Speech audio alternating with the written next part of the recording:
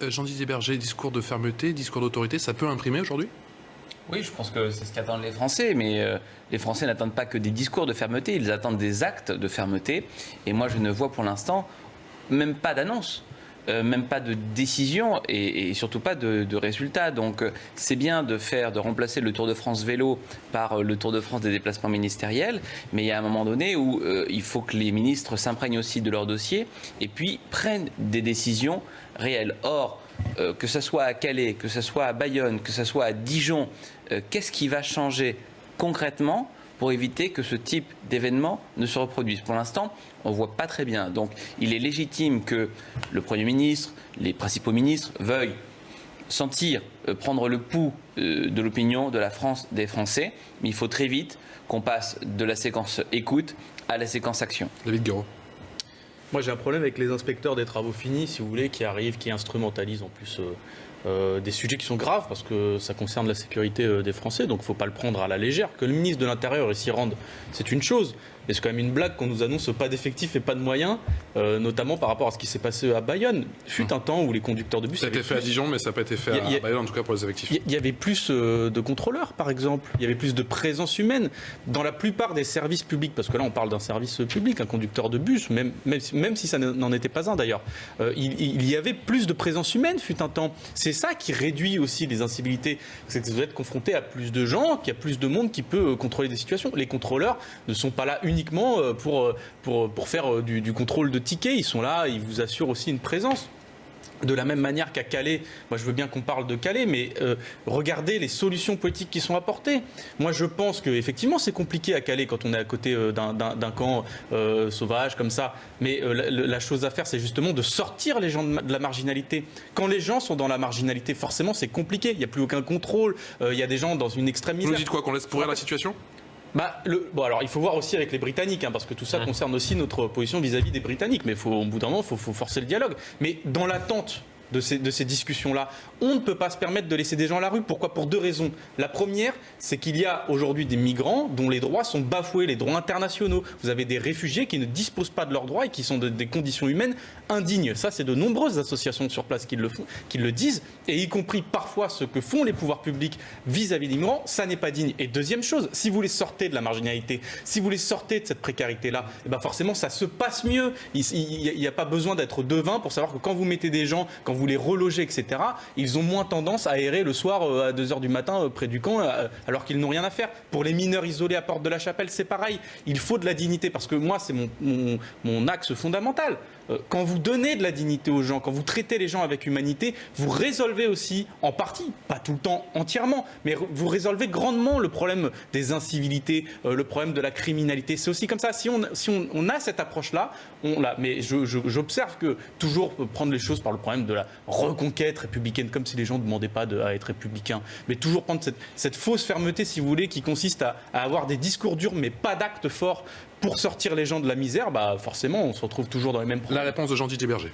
Oui, simplement, j'observe que la France insoumise est toujours dans ce nuage de bisounours où, effectivement, par l'humanisation de toutes les situations, on pourrait résoudre tous les problèmes. Je pense que si c'était le cas, ça ferait longtemps que ça serait réglé. C'est quoi votre solution ? C'est de déshumaniser il y a des les sujets situations effectivement internationaux à régler parce qu'on voit bien que l'attractivité du droit, des prestations sociales différentes entre les pays européens fait qu'il y a ça n'existe pas, des situations. Demandez à tous les pays européens la raison pour laquelle ils sont plus ou moins concernés par ces problèmes migratoires. Et effectivement, vous verrez que, par exemple, au Portugal, ils ne sont pas du tout dans la même situation que nous le sommes en France, pas de migration que au Portugal, alors, l'Italie. Pour différentes raisons. Il y a des systèmes avec des portes d'entrée. Voilà, l'Italie est concernée en tant que porte d'entrée. Et puis ensuite, il y a une attractivité. Et les migrants, moi je suis allé dans des camps, dans celui de Clamart, dans l'hôtel où l'État avait placé une centaine de réfugiés. Et quand on discute avec ces migrants, on voit bien que leur volonté, c'est d'aller là où on leur a dit que la prestation était la meilleure. Donc si on ne veut pas tenir compte de cette situation, on ne s'en sortira jamais. En revanche, c'est vrai que du point de vue général, sur tous ces déplacements ministériels, moi, quelque part, je préférerais avoir des ministres qui ne mettent pas le petit doigt de pied à un endroit mais qui nous règlent les problèmes, plutôt que des dizaines de déplacements, toujours dans les mêmes circonstances, et finalement un résultat égal à zéro. c'est même pas de l'affichage, puisqu'il n'y a rien à afficher. C'est simplement du symbole. Voilà, on nous envoie du symbole à gogo à gaga sans arrêt. Et à un moment Mais donné, ça a l'air d'être la marque de fabrique de ce gouvernement Castex, l'occupation à tout prix du terrain. Que vraiment, enfin, si c'est uniquement ça, moi je souhaite que ça ne soit pas uniquement ça. Et je leur laisse le bénéfice du doute. Si c'est uniquement ça, je crois qu'ils vont vraiment dans le mur. Non, mais il faut quand même qu'on ait au bout d'un moment un débat sérieux. Non, c'est pas le monde des bisounours. D'abord, nous, c'est le respect de l'état de droit et des conventions internationales. Le fait d'accueillir des réfugiés, par exemple, quand on est réfugié, c'est pas pour l'AME ou pour les allocs, c'est pas vrai. Quand on est réfugié, qu'on fuit un pays en guerre, quand on est réfugié, qu'on fuit une situation économique, je pense que si vous demandez aux habitants de Calais, aux habitants de Dijon, s'ils ont envie, comme vous le proposez, de désarmer la police, vous verrez que là, ils n'ont pas du tout envie. Ils n'ont pas du tout envie de vous donner les clés du pouvoir parce qu'ils voient bien que vous n'êtes pas du tout dans une situation, dans une capacité de régler les problèmes. Donc Dijon, c'est la police, évidemment, c'est la police municipale, sûrement qu'aurait arrêté 200 Tchétchènes énervés, ou alors c'est la police municipale qu'aurait, avec la clé d'étranglement, arrêté 200 Tchétchènes. Non, c'est pas vrai, c'est les services de renseignement qu'on aurait dû mettre là. Et s'il y a intervention policière, monsieur, c'est pas la police nationale telle qu'on la connaît, c'est des services d'intervention spécialisés, parce que quand vous avez 200 personnes armées, c'est pas le débat. Donc vous voyez, vous dévoyez le débat. Moi, je vous dis une chose, bien sûr, mais c'est juste des brigades spécialisées, c'est pas la police nationale. Vous pensez qu'en désarmant la police, moi, je vous dis une chose. Non, c'est pas ça le débat. C'est pas ça le débat. C'est d'une, monsieur, nous sommes un pays qui sommes liés à des conventions internationales, liées aux droits fondamentaux humains. Et donc, quand vous avez des réfugiés, vous assumez. Je suis pour qu'on assume nos responsabilités. Premièrement. Deuxièmement, c'est pas le monde des bisounours, monsieur, que ça soit à Dijon, à Bayonne ou autre. Je vous dis simplement que les réponses de fermeté, ça fait 15 ans que je les entends. D'accord ? 15 ans que j'entends ces discours-là. Est-ce que la situation a évolué positivement avec ces discours-là ? Non, jamais. Les gens ne viennent pas pour les allocs, mais par contre, si on les traite dignement, je vous demande pas de les héberger dans un hôtel de luxe, mais dignement, vous résolvez aussi en partie le problème de la criminalité. Si vous les incorporez dans des collectifs humains, regardez un peu les collectifs dans lesquels vivent les gens à Porte de la Chapelle, les mineurs isolés. Les mineurs isolés, ils sont seuls. C'est un très bon exemple. Donc il n'y a pas de collectif. C'est un très bon exemple. Vous trouvez que ça vous avez cet exemple-là l'accueil de la ville de Paris, par exemple, qui a dit Welcome Refugees, vous pensez que cette façon de traiter avec humanité les réfugiés, pensez que les habitants du 18e, du 19e, du 20e, que les habitants de Paris et les habitants du 93, dont vous êtes, ils sont vraiment très contents? Voilà. Mais Paris se défausse sur la Seine-Saint-Denis. Pardon, il n'y a pas beaucoup de réfugiés à Paris. Je vais vous apprendre une chose. Il y a un camp qui est compliqué, c'est celui à Porte de la Chapelle. Les gens ont été en partie relogés, mais on le demande depuis des années à le faire. Mais de toute façon, je vous dis, quand vous avez des gens qui sont sous crack, par exemple, qui sont dans une spirale de la drogue, vous pouvez mettre autant de policiers que vous voulez. Ça ne résoudra pas le problème. Ce qu'ils ont besoin, ces gens-là, c'est d'être pris en charge. Quand vous avez des gens qui sont dans des situations d'addiction, comme à Porte de la Chapelle, c'est terrible. Imaginez-vous ce que c'est d'être sous dépendance d'une drogue dure.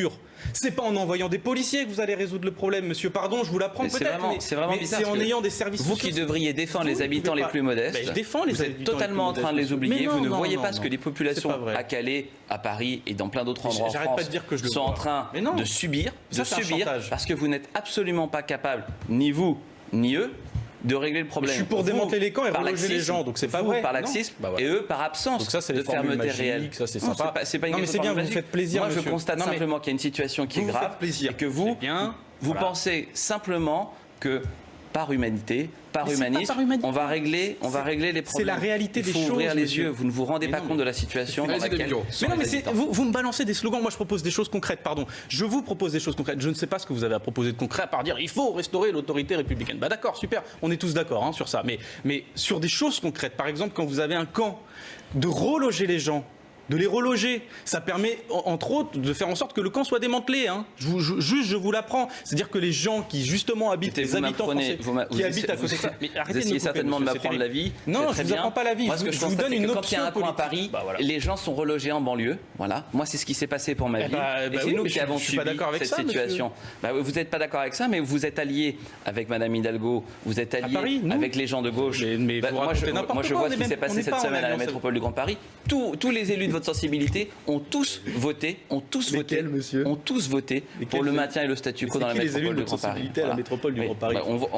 Si vous ne les connaissez pas, moi je les connais. Pardon. Donc, vous me parlez de Paris. Cet accord, les élus de la France insoumise à Paris fait que c'est toujours pas dans la majorité municipale. C'est toujours sur les gens les plus modestes. Ils ne sont pas dans l'exécutif. Que c'est toujours sur les gens les plus modestes que ressurgissent les problèmes. Et vous qui dites défendre les gens les plus modestes, je ne sais pas ce que vous appelez chantage. Vous qui dites défendre les gens les plus modestes, vous les oubliez totalement en privilégiant cette approche du Mais problème. Je les oublie pas. Je vous dis que je suis pour que ces camps soient arrêtés. Enfin, je veux dire, je ne les oublie. Arrêtez de de... Non, mais là, c'est terrible. Qu'est-ce qu'il va vous faire ? ne voulez pas m'écouter. Qu'est-ce qui va limiter Voilà. l'afflux dans la politique que vous proposez ? Qu'est-ce qui va limiter l'afflux ? Monsieur, il il n'y a pas un afflux massif de réfugiés en France d'abord. Je préfère vous le dire.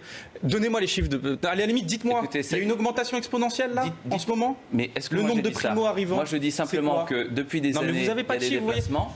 Mais moi, oui, mais c'est le café du commerce qui a des depuis chiffres des années, Mais qui a des les chiffres ? déplacements. Vous avez des chiffres ? Mais l'OFPRA a des Qui a chiffres. des chiffres Les instituts. Vous savez comment mais ça il y a se des passe gens qui quand il y a- travaillent sur ce sujet. Vous savez ce qui se passe concrètement quand il y a un réfugié qui arrive ? Vous le savez ? Bah oui, je sais, oui. Bah, ça serait Moi, bien, je suis- moi, je suis allé dans ça des serait bien camps de d'ouvrir détention. les yeux parce que quand vous avez Alors, qu'est-ce qui se quelqu'un passe qui arrive et qui est accueilli par exemple en Italie, voilà, et où il y a un relevé d'empreinte, où on prend son identité. Si jamais ensuite on le retrouve en France, il est censé retourner Oui, c'est le règlement de en Dublin, Italie. je connais. C'est un Dubliné. Oui, mais je suis contre le règlement de Dublin, Mais monsieur. vous avez beaucoup, très bien, vous avez aussi beaucoup de gens qui arrivent en Italie, mais qui ne sont pas repérés, qui n'ont pas de prise d'empreinte, qui n'ont pas de prise d'identité, et qui se retrouvent par exemple à Paris. Et quand ensuite ils sont mis dans un hôtel, par exemple à Clamart, bon, et qu'on s'aperçoit qu'en fait on n'a pas leur empreinte, on n'a pas leur identité, on n'a rien, qu'est-ce qui se passe ? Soit ils acceptent de rentrer dans le système volontairement et d'avoir une prise d'empreinte, ils savent qu'ils vont retourner autre part, ou alors ils partent dans la nature et ils ne sont comptabilisés nulle part. Quand j'en ai un qui part de l'hôtel et qui sort des radars, il n'est comptabilisé de Très bien, rien. mais je Donc, suis les contre le chiffres- règlement de Dublin. Les chiffres Donc, officiels, moi, je très bien. propose pas de contre ça, Donc, moi, tant que cette situation elle ne sera pas réglée et tant que je constaterai que des déplacements ministériels ne font que se multiplier, se démultiplier, qu'on n'apporte pas de solution aux populations, permettez-moi de penser que la situation actuelle, elle n'est Mais pas acceptable. Vous êtes maire de Voilà. Clamart, vous me parlez, vous n'arrêtez pas. C'est combien de gens à Clamart Combien Combien La d'habitants situation que vous C'est décrivez. pas combien de personnes, c'est combien de places. On a eu 100 places, parce que quand vous avez 100 D'accord. places Donc, qui sont attendez, ouvertes, vous avez je mets même sans pas la arrêt un flux. responsabilité sur vous. Je vous dis juste Bah, une encore chose. heureux. Ça concerne 100 places. Ça concerne 100 personnes. Ouais. L'État est Pas 100 incapable. personnes, 100 places. Bon, d'accord. Donc l'État n'est pas capable de mettre en place 100 places dignes. Vous, si vous-même vous acceptez Mais de vous- ne pas porter ce rapport de Mais force vous vis-à-vis voyez de l'État, mais vous voyez bien que ça n'est pas un problème de démissionnez, dignité, puisque Ah, l'endroit où pardon. vous êtes accueilli était tout à fait digne, mais ça n'a absolument pas réglé la question du flux. Ce qui est indigne, Mais quel flux, c'est monsieur ce qui est De quel flux indigne. vous me parlez Ben, c'est que quand on en a eu 100 la première fois, qu'il y en a 20 qui sont partis dans la nature, ou 10 qui ont été relogés comme demandeurs d'asile Mais c'est en combien de temps par notre Combien de pays, gens Enfin, ça a duré des années, monsieur. Mais Voilà. donc ça concerne Donc, combien de gens à Clamart Dites-le mais nous. je, Enfin, je sais n'en pas, ai, je n'en ai aucune idée parce que Donc sur vous les êtes 100 maire de- places, Bah, il y a moins 20, plus 30, moins 10, plus 20. Et on assiste à ça pendant, on m'avait dit, ça sera très provisoire. Il a fallu des années avant que les choses s'arrêtent. Donc quand on Et est donc, à vous êtes- Calais, vous n'êtes pas pour vous quand dire, on est à Calais, on regarde la et situation qu'on subit concrètement, cette on demande à l'État. situation depuis des années, il y a de quoi être exaspéré. Et la position que vous tenez, voilà, fait que de plus en plus, s'il n'y a pas des élus républicains qui sont prêts à proposer des solutions, on a de plus en plus d'extrême droite dans notre pays. Et c'est ça que nous, on veut éviter. Le ministre de l'Intérieur a décidé d'occuper le terrain. C'est l'une des marques assurément de ce gouvernement Castex. Discours également de fermeté. C'est le retour du sarkozysme ou pas ? Mais je trouve ça quand même très étrange qu'on parle des migrations alors que ça fait plusieurs mois que nos frontières sont fermées, quoi. Non mais il y a un moment, les responsables publics nous imposent le sujet encore une fois de l'immigration. Les frontières sont fermées. Il n'y a quasiment pas de migrants qui viennent aujourd'hui dans le pays. Peut-être que la question elle va se poser dans quelques mois, mais enfin le sujet Assurément. d'actualité qu'ils essayent de nous Pour la imposer, ces présidentielle. gens-là. Vous c'est normal, vous le traitez. Les gens, un ministre se déplace, bon bah en tant que média vous traitez le déplacement du ministre. Mais lui c'est une opération de communication. Il n'y a même pas de problème en ce moment de flux. Il n'y a pas de flux, monsieur. Enfin, je veux dire, moi, je veux bien qu'on vive dans le monde des bisounours. Il n'y a pas de flux. Il y a même des gens, et aujourd'hui, justement, on aurait pu profiter de ce moment pour justement réfléchir à comment on permet un peu de dignité. Je vous prends un exemple. Ce ne sera pas le cas ? Ce ne sera pas le cas, peut-être, ce dialogue avec la maire de Calais ou encore avec son crois pas. homologue, Après, Gérald Darmanin, peut-être son qu'il homologue y a la britannique. volonté au fond d'améliorer les choses, mais regardez ce qui s'est passé pendant le confinement. Il y avait on a dans le pays des centres de rétention administrative. C'est des prisons à ciel ouvert. Je suis allé voir des gens. Vous avez des gens qui sont parfois des réfugiés. Et alors les situations administratives sont pas simples, je le nie pas. Mais vous avez des gens qui sont des réfugiés qui devraient être accueillis parce que nous, on a des conventions internationales, on a un devoir. C'est pas un cadeau, on doit le faire, d'accord ? Moi, je suis pour qu'on le fasse. C'est notre devoir en tant que France, en tant que pays comme ça, démocratique, qu'a signé des conventions internationales pour l'accueil des réfugiés ou des mineurs, etc. Des centres de rétention qui sont des prisons, alors que l'épidémie circule, les gens sont encore emprisonnés. Vous voyez, ça c'est le genre de choses, ça devrait nous faire réfléchir. Qu'est-ce qu'on fait ? Pourquoi est-ce qu'on les enferme ? Qu'est-ce qu'on permet à ces gens-là ? Est-ce qu'on réexamine leur dossier prioritairement ? Enfin, vous voyez, il y a plein de choses à faire. C'est des choses concrètes. C'est pas du bavardage, c'est pas du bisounours. C'est des choses concrètes. Mais là, qu'on se remette à parler de l'immigration alors que les frontières de ce pays ont été fermées, c'est quand même...